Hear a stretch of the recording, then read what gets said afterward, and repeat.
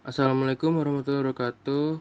Perkenalkan, saya Krisnaka Bayu dan teman saya satu lagi Sandi Pratama. Saya dari angkatan 2017 untuk mempresentasikan tugas etika profesi Chapter 9 Social Networking. Apa itu jaringan sosial website? Situs web jaringan sosial adalah sebuah situs yang tujuannya adalah untuk menciptakan komunitas online pengguna internet yang memungkinkan anggota untuk memecah hambatan yang diciptakan oleh waktu, jarak, perbedaan budaya. Situs jaringan sosial itu seperti berinteraksi dengan orang lain secara online, berbagi pendapat, berbagi wawasan, informasi minat, dan pengalamannya. Anggota jaringan sosialnya itu menggunakan untuk berinteraksi dengan teman, anggota keluarga, kolega, orang yang mereka tahu. Tapi mereka juga mungkin ingin mengembangkan hubungan pribadinya dengan orang lain dengan profesionalitas yang baru. Dengan lebih dari 1.600.000.000 pengguna internet, ada berbagai tak berujung kepentingan diwakili online dan berbagai jalan jaringan sosial situs web catering untuk kepentingan tersebut.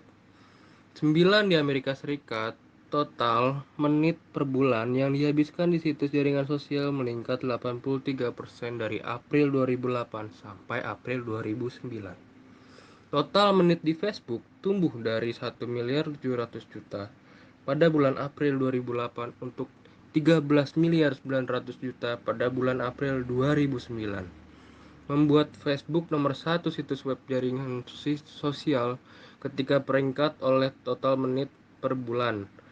10. Ada ribuan situs web jaringan sosial di seluruh dunia. Tabel 9 sampai 1 daftar beberapa yang paling populer berdasarkan jumlah pengunjung unik per bulan. Situs web jaringan sosial yang paling populer. Yang pertama ditempati oleh Facebook dengan lamannya itu facebook.com. Pengunjung rata-ratanya itu pada tahun 2009, tepatnya pada bulan Januari, itu ada 69 miliar pengunjung. Tempat kedua ada ditempati oleh MySpace dengan situs jejaringnya myspace.com. Itu waktu tahun 2009 bulan Januari ada 59 miliar. Dia ini MySpace itu kayak berbagi chat dengan kaula muda mungkin dari ujung ke ujung dunia, komunikasi ke temannya, membuat blogs, grup, dan sebagainya. Yang ketiga, itu ada Classmates dengan laman jejaringnya classmates.com. Dia gunanya itu untuk mencari bagaimana sih dia itu tahu di sekolah itu, mungkin ini sebagai website sekolah, jadi pencarian sekolah paling populer sekolah itu ditempati dalam suatu negara itu, apakah ia bagus atau tidak. Terus juga sekolah militer di situ juga. Jadi sebagai untuk orang-orang muda, dan itu aksesnya itu sedikit, ada 17 miliar, karena anak-anak muda saja yang mengaksesnya. Yang keempat, ada reunion.com, situs yang mencari sebuah teman lama dan percintaan lama, mungkin mantan, itu diakses pada tahun 2009 bulan Januari sebanyak 14 miliar. Yang kelima ada linkedin.com, situs yang berguna untuk profesionalitas bisnis mengetahui biodata kolega-koleganya.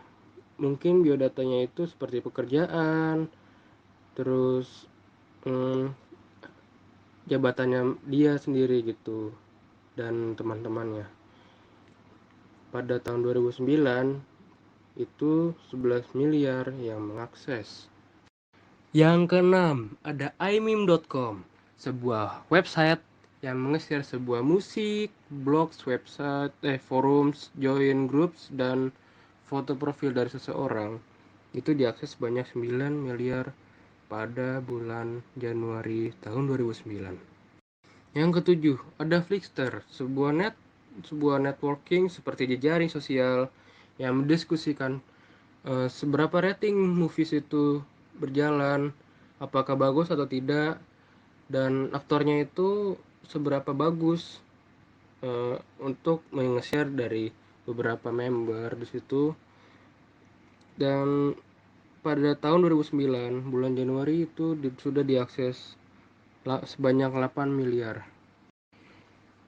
Yang terakhir ada twitter.com, jejaring sosial yang paling utama dalam media untuk nge-share sesuatu sehingga dia viral. Sebetulnya Twitter itu paling tinggi seharusnya dari Facebook. Tapi pada tahun 2009 ini diakses sebanyak 6 miliar karena mungkin belum sepopuler sekarang. Next, selanjutnya, business applications of online social networking. Apa sih itu? Itu adalah iklan jejaring sosial yang melibatkan penggunaan jejaring sosial untuk menginformasikan, mempromosikan, dan mengkomunikasikan manfaat produk dan layanan. Iklan jaringan sosial telah menjadi bisnis pasar di Amerika Serikat dengan 2009 pengeluaran iklan di Facebook diperkirakan menjadi 230 juta dolar dan pengeluaran iklan di MySpace diperkirakan 495 miliar dolar Amerika. Dan presentasi selanjutnya dilanjutkan oleh kawan saya yaitu Sandi Pratama. Silakan Sandi. 1. Direct advertising. Direct advertising melibatkan menetapkan iklan banner di situs web jaringan sosial. Sebuah iklan dapat ditampilkan kepada setiap pengunjung ke situs web atau dengan menggunakan informasi dalam profil pengguna. Diarahkan ke anggota yang mungkin akan menemukan produk yang paling menarik.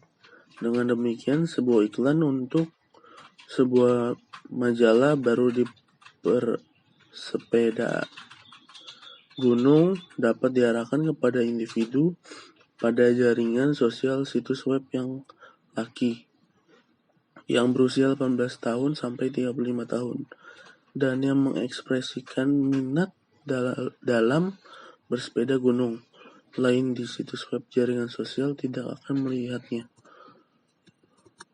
2. Company owned social network website. Sebuah variasi pada pendekatan di atas adalah untuk sebuah perusahaan untuk membentuk jaringan sosial sendiri website. Dell menciptakan sendiri situs web jaringan sosial Idealstrom sebagai saran untuk jutaan pelanggan di lebih dari 100 negara untuk berbicara tentang apa produk baru, jasa, atau perbaikan mereka ingin melihat Dell mengembangkan. Sejak diluncurkan pada bulan Februari 2007, masyarakat Dell telah menyarankan 11,996 ide dan diposting 84.851 komentar. Dell telah menerapkan 350 ide yang diajukan pelanggan. Masalah etika jaringan sosial.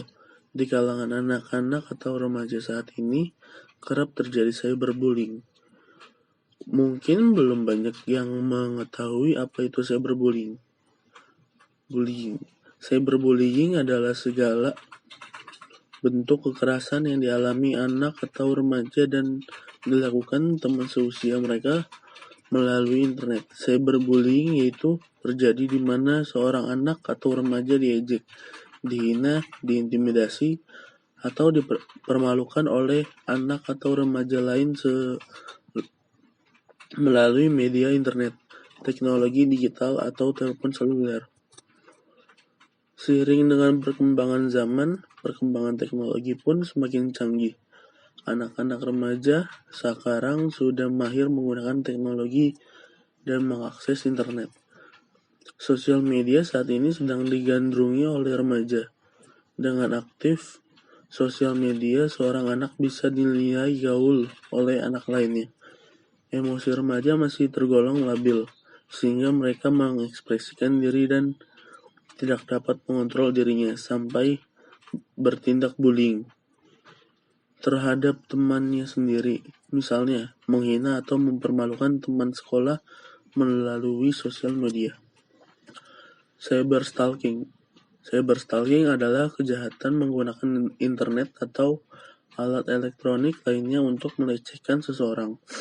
Sekelompok orang atau organisasi cyberstalking dapat mencakup melecehkan, mengancam, atau cabul email, spamming berlebihan, live chat, pelecehan atau dikenal sebagai chatting, pesan yang tidak pantas pada papan pesan atau buku tamu online, virus berbahaya elektronik, dikirim email yang tidak diinginkan, dan pencurian identitas elektronik. Kejahatan jenis ini dilakukan untuk mengganggu atau melecehkan seseorang dengan memanfaatkan komputer, misalnya menggunakan email, dan dilakukan berulang-ulang.